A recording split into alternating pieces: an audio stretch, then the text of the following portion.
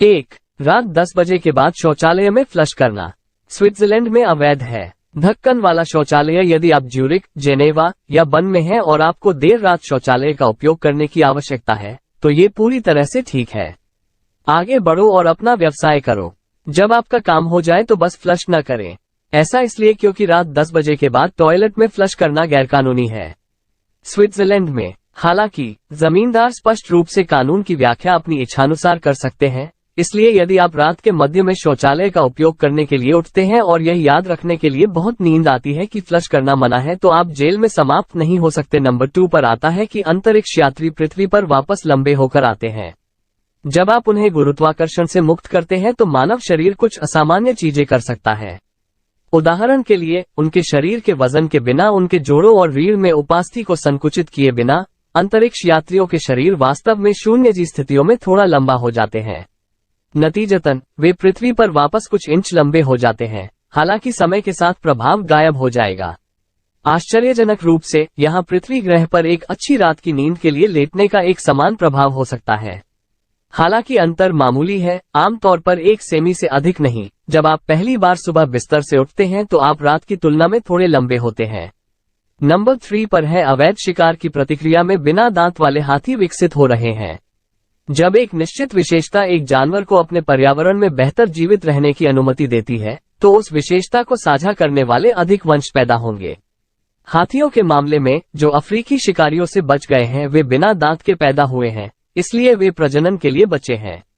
Mozambique में दांत रहित मादा अफ्रीकी हाथियों का प्रतिशत लगभग 3% से बढ़कर 51% हो गया है। दुर्भाग्य से इन जानवरों के लिए दांत सिर्फ सजावटी नहीं है, हाथी उनका उपयोग आवास बनाने और पानी के लिए खुदाई करने के लिए करते हैं। तो एक दंतहीन पीढ़ी व्यापक हाथी व्यवहार को गंभीर रूप से बदल सकती है। नंबर 4 पर है औषधीय विस्की नुस्खे वॉल्ग्रीन्स को मानचित्र पर रखते हैं। जब 1920 में संयुक्त राज्य अमेरिका में निषेध लागू हुआ तो वॉल्ग्रीन्स फार्मेसी की संख्या केवल 20 थी, मुश्किल से एक राष्ट्रव्यापी श्रृंखला। हालांकि उस समय के दौरान शराब प्राप्त करने के लिए कुछ कीमती कानूनी तरीके थे और डॉक्टर का प्रिस्क्रिप्शन उनमें से एक था। डॉक्टर अपने मरीजों को औषधीय विस्की लिखकर कुछ अतिरिक्त पैसा कमा सकते थे और वॉल्ग्रीन्स उन कुछ स्थानों में से एक था जो इसे स्टॉक में रखते थे। 1920 के दशक के अंत तक देश भर में 400 से अधिक वॉल्ग्रीन्स स्टोर थे। नंबर 5 पर है कि मध्यकालीन इटालियंस ने एक बाल्टी पर युद्ध लड़ा। मध्यकालीन इटली एक एकीकृत देश नहीं था, ये प्रतिद्वंद्वी शहर राज्यों का एक संग्रह था जो शायद ही कभी साथ मिला हो।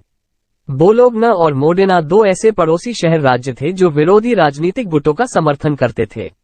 दशकों से तनाव चल रहा था, कभी कभी सीमा पर झड़पें शुरू हो जाती थीं। जब 1325 में कुछ मोदेनी सैनिकों ने बोलोग्ना में प्रवेश किया और मुख्य शहर के कुएं से एक बाल्टी चुरा ली।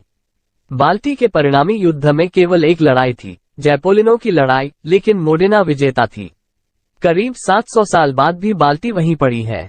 6 पर है बटॉक मेल, जो कि एक कर था जिसे एक बार शादी के बाहर यौन संबंध बनाने के लिए लोगों को चुकाना पड़ता था।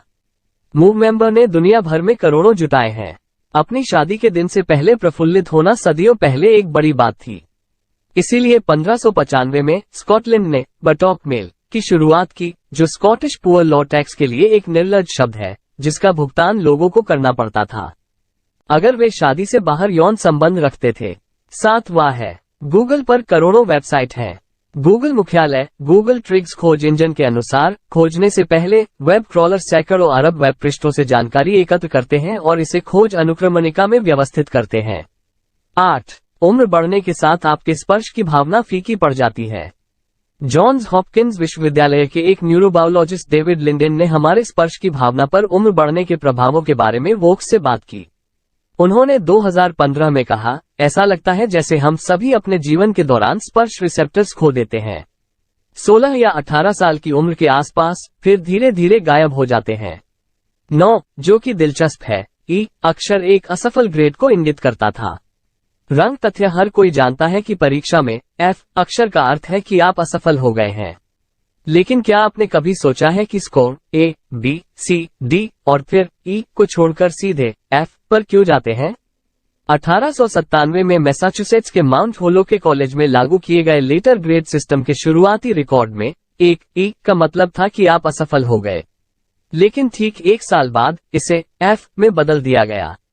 ऐसा इसलिए है क्योंकि कुछ प्रोफेसर चिंतित थे कि छात्र सोचेंगे कि E का मतलब एक्सीलेंट है, जबकि F का अधिक स्पष्ट रूप से मतलब था असफल।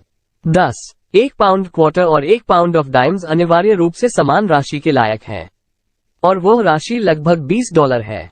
एक डाइम का वजन 2.2268 ग्राम और 1/4 का वजन 5.670 ग्राम होता है। इसका मतलब है कि 1 पाउंड ऑफ डाइम्स मोटे तौर पर 200 डाइम्स या $20 होगा, और क्वार्टर का 1 पाउंड लगभग 80 क्वार्टर या $20 होगा। 11. अंडरवाटर रग्बी एक अंतर्राष्ट्रीय खेल है। यदि आपके पास 11 एथलेटिक मित्र हैं और पूल तक पहुंच है, तो पानी के नीचे रग्बी क्यों न करें? आपको खारे पानी से भरी एक गेंद की आवश्यकता होगी, इसलिए ये तैरती नहीं है, और भारी बाल्टियों की एक जोड़ी। 6 की 2 टीमों में विभाजित करें और गेंद को अपने साथियों को किसी भी दिशा में पास करें, लेकिन इसे पानी से बाहर न आने दें। एक अंक हासिल करने के लिए इसे अपनी टीम की बाल्टी में डाल दें। जर्मनी में 1961 में अपने आविष्कार के बाद से अंडरवाटर रग्बी एक विश्व खेल बन गया है, जिसमें संयुक्त राज्य अमेरिका सहित 21 देशों के सदस्यों की एक शासी निकाय है। और अधिक विस्मयकारी सामान्य ज्ञान के लिए